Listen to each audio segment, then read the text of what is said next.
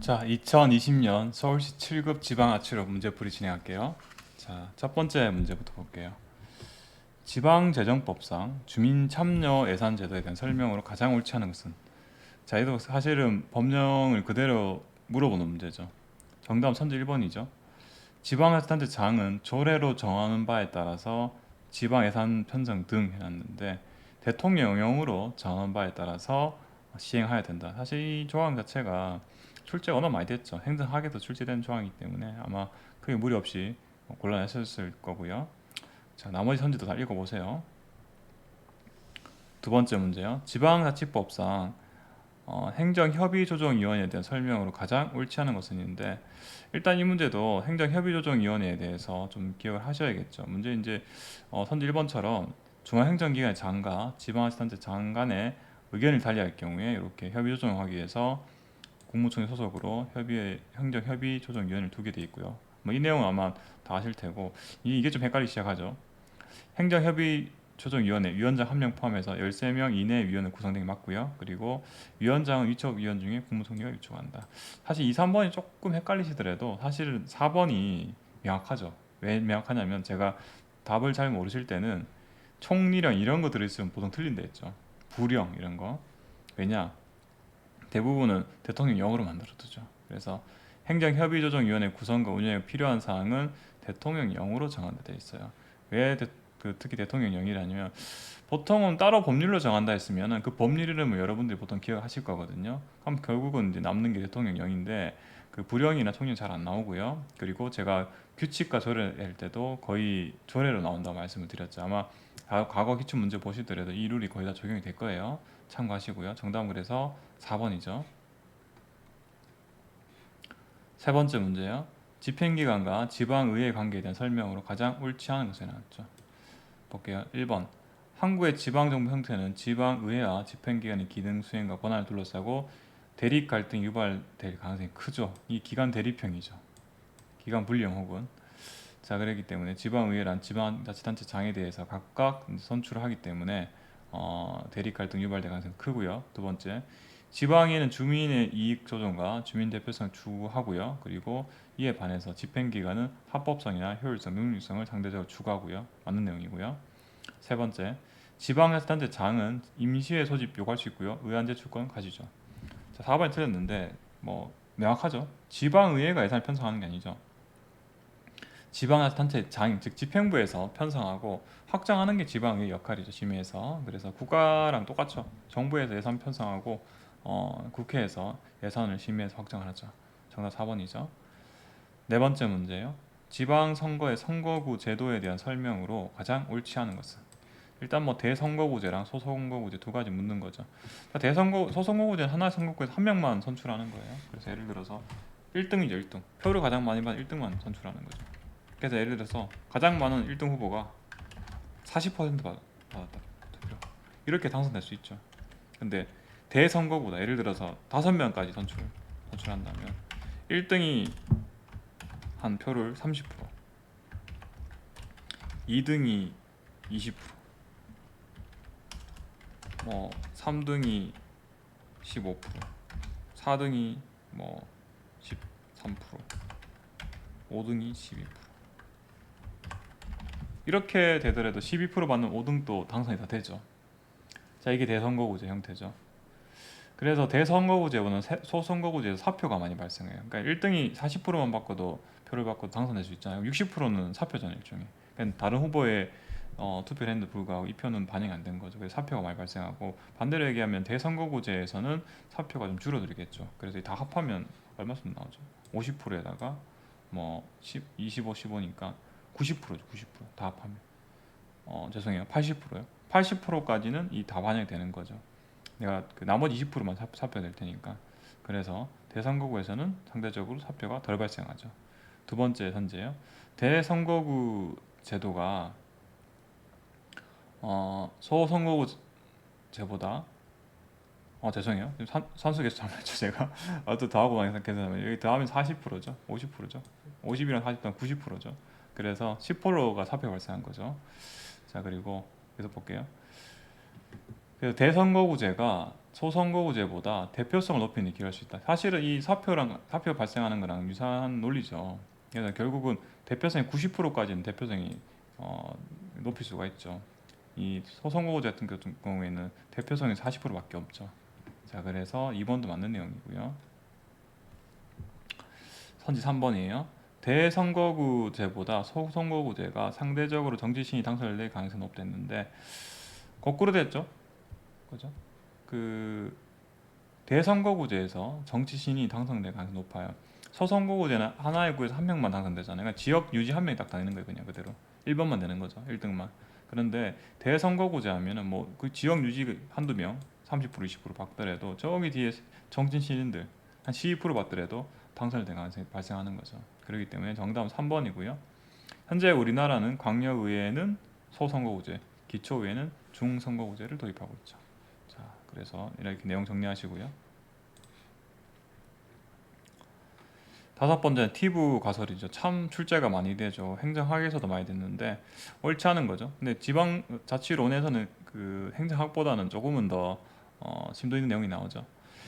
선제 를 볼게요. 지방공공제의 경우에는 발로 하는 투표에서 선호 표출이 이루어지기 때문에 개인들은 자신들이 가장 좋아하는 공공서비스와 세금적을 제공하는 지방자치단체에 위치한다. 한마디로 거기 이동해서 거기 거주하는 거죠. 세금 내면서 행정서비스 받는 거죠.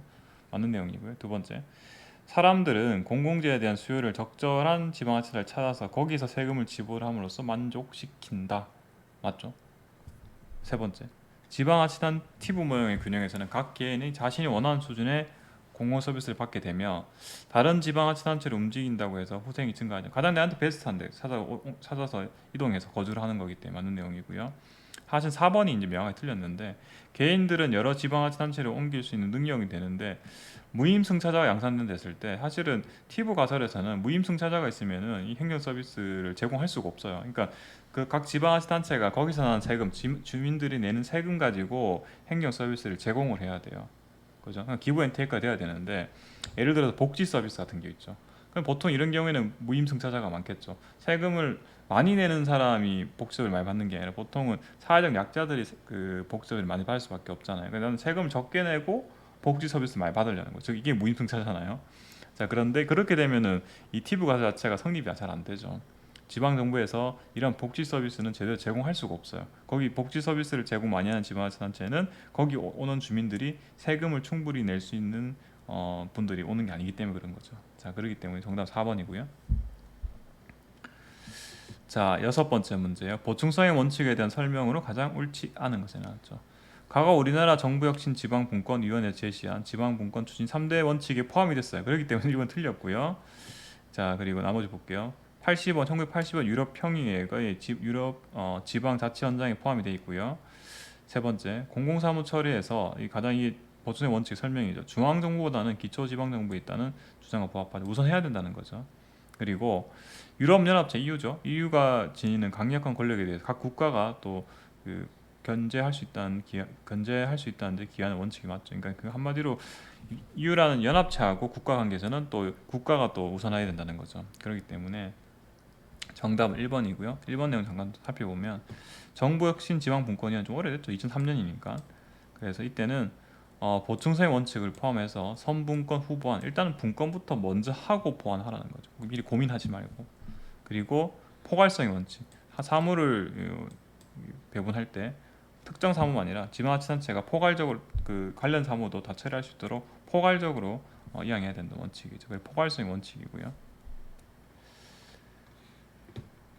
자, 7번이에요. 지방자치법에 명시된 우리나라의 지방 중앙 통제에 대한 설명을 가장 옳지 않은 것은. 자, 이 문제는 사실 간단한 문제였는데 선지 3번이 바로 정답이죠. 자치사무에 대해서는 명령과 처분이 법령에 위반하는 경우에 한해서 주무장관이 지정을 명하고 이를 지시하거나 정지할 수 있죠. 자치사무에 대해서는 자치권을 보장해야 되기 때문에 중앙에서 혹은 시도에서 개입할 수 있는 범위가 법령 위반인 경우에 하나죠. 자, 그래서 정답 3번이고요. 자, 나머지는 다 맞는 내용이니까 읽어보시면 될 것 같고요. 자, 8번 문제가 정답이 없어졌죠. 지방자치법상 서울특별시에서 소속 행정기관도 설치할 수 없는 것은 있는데 원래는 자치경찰기관은 지방자치법상 기존 법이에요. 기존 법상은 제주특별자치도에만 제주자치경찰단이 있었어요. 근데 이제 현재는 시도마다 자치경찰위원회를 설치할 수 있죠. 근데 위원회 설치가 어떻게 되어 있냐면 소속 기관 중에 합의제 행정기관으로 다 조례를 설치를 해놨어요. 그렇기 때문에 자치경찰기관은 이제는 사실상 할 수가 있어요. 다 시도마다 이 지방자치법상 합의제 행정기관을 뒀기 때문에 합의제 행정기관은 소속 행정기관에 포함이 돼요. 참고로 그렇기 때문에 아마 이 2번은 이제는 정답이 될 수가 없겠죠. 자, 그래서 정답 없으면 제가 처리를 했고요. 자, 9번 문제예요. 지방자치단체의 단층제에 해당하는 유형 골라라 했죠. 자, 이거 좀 헷갈리실 텐데 일단은 딱 선지를 보기를 보시는 순간부터 세종특별자치시 얘는 단층제지. 그러고 보니까 1번, 2번은 바로 소거되죠. 선지 1, 2 소거되고요. 그럼 결국은 영국의 런던 광역 정부가 단층제인지 여부를 판단하셔야 되는데 런던 광역 정부는 중층제예요. 자, 찾아볼게요. 런던 이렇게 돼 있죠. 여기. 제가 좀 강의한다고 좀 낙서가 좀 있는데 이렇게 돼 있어요. 그래서 여기 보시는 것처럼 런던 광역 정부는 이렇게 있고요. 그 안에 바로랑 런던시를 두고 있죠. 자, 그래서 중층지에 해당해요. 자, 그리고 나머지 현재 좀 볼까요? 자, 미국의 시티 카운티 통합시 미국 볼게요. 그래서 시티 카운티 통합시도 단층제죠. 샌프란시스코가 제가 예시로 적어놨고요. 그리고 미국의 카운티에 소속되지 않은 독립시 여기 나왔죠. 카운티에 소속되지 않은 독립시에서 미주리주에 있는 세인트루이스 시라는 데가 있어요. 야구가 좀 유명하죠. 자, 그래서 여기가 해당되기 때문에 단층제죠. 10번째 문제요. 정부 간의 관계 모형에 대한 설명으로 가장 옳지 않은 것은 딜론의 법칙에 따르면 지방정부는 주정부가 부여한 자치권만을 부여한다. 맞죠? 맞는 내용이죠. 두 번째, 로즈는 정부 간의 관계에서 권력과 의존의 개념을 중시했죠. 그래서 모자란 거죠. 한마디로 자원의존 모형 혹은 권력의존 모형이라 하는데 모자란 걸 상대방 정부에다 의존하는 거죠. 주정부랑 그 다음에 지방 정부 사이 혹은 연방 정부랑 주정부 사이에 서로 이제 가지고 있는 자원이나 권력이 다르기 때문에 서로 의존한다 보는 거였죠. 자, 그래서 2번은 맞는 선지고요. 세 번째, 라이트의 정부 간 관계인데 라이트는 정부 간 관계를 정부 계층 간 제도적 관계로 바라보면서 이러한 모형들이 우리나라 체제를 잘 설명하는데 라이트 모형은 미국 이야기죠. 주정부가 굉장히 가난. 우리나라는 이제 연방 국가가 아니잖아요. 그렇기 때문에 우리나라 체제를 잘 설명하지는 못하죠. 그렇기 때문에 정답은 3번이고요. 11번째 문제예요. 자, 11번째 문제는 지방의회 의장에 대한 설명으로 가장 옳지 않은 것은 얘도 마찬가지로 지방자치법을 물어보는 문제였죠. 그래서 지방의회 의장에 대해서 한마디로 불신임 의결을 할 수가 있죠. 근데 비율이 달라요. 비율이 보니까 재시민의 의결, 불신임 의결은 제적의원 과반수의 출석과 출석의 3분의 2 이상 찬성이다. 얘는 뭐가 좀 다른 조항 거죠. 남의 것만 가져왔죠. 그래서 보시면은 제적의원의 4분의 2 이상의 발의가 그리고 제적의원의 과반수 찬성으로 한다라고 우리나라 지방자치법 제62조에 되어 있고요. 자, 3분의 1의 숫자 보니까 어딘가 본 다른 숫자랑 이제 막 섞어 놓은 거죠. 그죠? 그래서 다시 말씀드리지만 지방의회 의장이에요. 의장에 대해서 자른다. 이제 의장 바꾸자일 때는 4분 이상 발의하고요. 제적위원회 과반 찬성이 있으면은 할 수가 있어요. 자, 12번 문제요. 지방세 기본법상 지방 세목에 대한 설명으로 가장 옳은 것은 이거 뭐 출제가 많이 되는 문제죠. 자, 그래서 취례 소비 주자담 소득 등재 요거 제가 방금 빨리 읽어드렸는데 이거 기억하시면 되죠. 취례 소비 주자담 소득 등재 제가 한 번 썼죠. 이 특광역시랑 구세구분 그리고 도랑 시군세구분 각각 외우시면 안 돼요. 한 번에 이렇게 정리해 주셔야 돼요. 그래야지 한 번만 딱 쓰시면 두 문제 외우시면은 자연스럽게 나머지 구분이 다 되죠. 그래서 제가 이렇게 표로 하나 만들어 놨고요. 그래서 이렇게 좀 기억하시고요. 이거 보시고 그다음에 목적세 두 가지는 다 아시죠? 지역자원 시설세랑 지방 교육세가 목적세고요. 얘는 다 이 목적세는 시도세에 해당하고 보통세는 19가지죠. 이렇게 구분이 되죠. 그래서 도세 중에 보통세는 취득세, 등록세, 레저세, 지방소득세 등요. 여기 쫙 내려보시면 바로 나오죠. 세로로가 도세잖아요. 근데 소득세는 바로 빠지죠. 틀렸고요. 시군세는 담배 소비세, 주민세, 지방 소비세인데 주민세가 일동에 여기 있었죠, 그죠? 취일에 잠깐만요. 담배 소비세 그리고 여기잖아요. 담배 소비세 주민세 포함되고 지방 소비세, 지방 소비세가 아니죠, 그죠?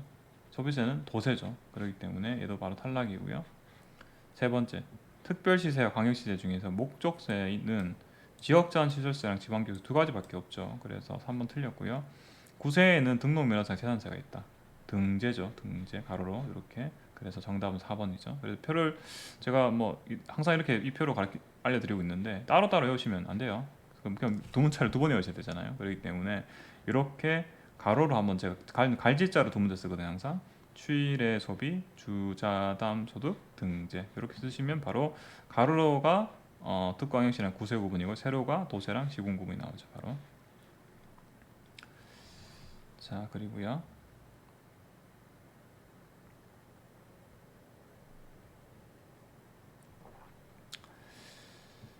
자, 13번째 문제예요.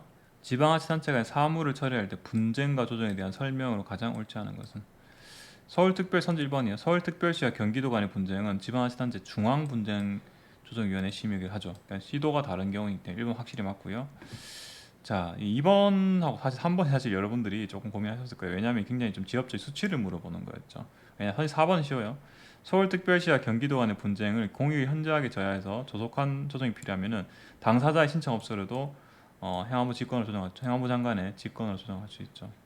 자, 그래서 이 수치를 잘 기억을 하셔야 되는데 정답 보신 것처럼 7명 이상의 출석 개인은 맞는데 출석은 가반수가 아니죠. 가반수로 돼 있죠. 가반수가 아니라 3분의 2 이상의 찬성으로 의결을 하게 돼 있죠. 지엽적이죠. 그래서 2, 3번이 조금 꼼꼼하게 기억을 못하셨으면 고르기가 쉬운 문제는 아니었죠. 14번째 문제요. 스톤의 도시 레짐 이론에 대한 설명으로 가장 옳지 않은 것은 그래서 도시 레짐의 형성은 도시 내에서 어떠한 정책이 추진되고 수행되니 할 것인가에 대한 공공이익과 사적 이익의 사이에 암묵적 이해 등과 의사협조의 결과다. 자, 이 물음표 세모가 넘어갈게요. 보니까 두 번째예요. 레짐이란 지배적인 의사를 결정하고 이를 수행하기 위해서 공공 부분과 민간 부분이 함께 형성하는 이 공식적인 표현이죠. 그래서 얘가 명확하죠, 그죠?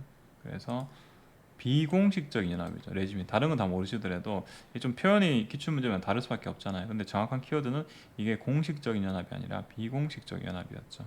정답은 2번이죠. 자, 나머지 선지도 읽어보시고요. 15번째 문제요. 신지방 분권에 대한 설명으로 가장 옳지 않은 것은?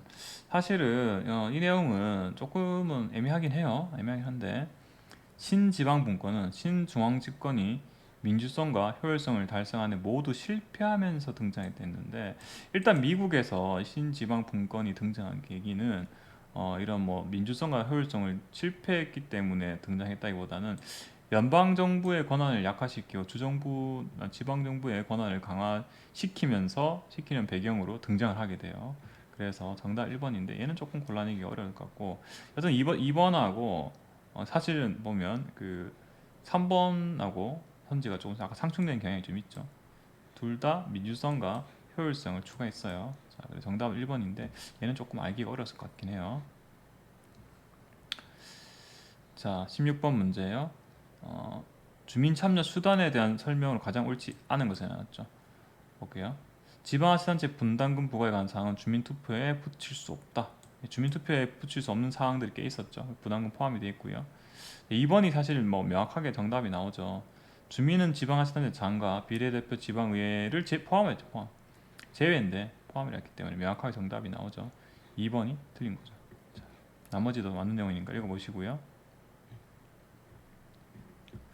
자, 이번에 조금 어려웠던 문제죠.